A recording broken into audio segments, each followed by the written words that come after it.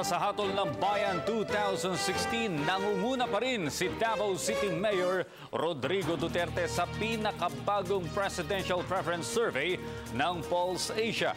Ang naturang survey ay isinagawa isang linggo bago ang kontrobersyal na pahayag ng alkalde ukol sa rape and murder case ng isang Australian missionary noong 1989. Report si Jade Miguel.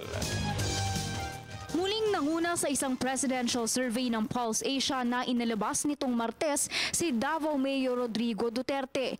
Isinagawa ang naturang survey simula noong Abril 5 hanggang Abril 10. Sa 4,000 respondents, nakakuha ng kabuuang 32% preference rating si Duterte. Ilang porsyento naman ang pagitan ni Duterte sa pumangalawa sa survey na si Senador Grace Poe na nakakuha ng 25%. Sinundan ito ni Vice Presidente Jejo Marbinay na may 20%.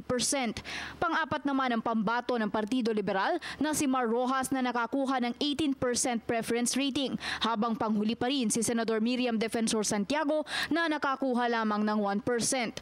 Samantala, sa kabi-kabilang batikos, nanguna muli sa Vice Presidential Survey ng Pulse Asia si Senador Bongbong Marcos, kung saan 27% ng respondents ang nagsabing siya ang nais nilang iboto sa pagka-vice-presidente. 4% ang kanyang lamang sa dating Vice Presidential frontrunner na si Senador Cheese Escudero na nakakuha ng 23% preference rating. Sinundan ito ni Representative Leni Robredo na may 21% at Senador Alan Peter Cayetano na nakakuha naman ng 17%. Panglima si Senador Gringo Honasa na may 4% at panghuli si Senador Sonny Trillanes na nakakuha naman ng 3% na rating. Sa parehong survey sa pagkapangulo at pagkapangalawang pangulo, parehong 4% ng mga respondents ang undecided o sigurado kung sino ang kanilang iboboto sa darating na halalan sa Mayo 9. Para sa Telebisyon ng Bayan, Jade Miguel.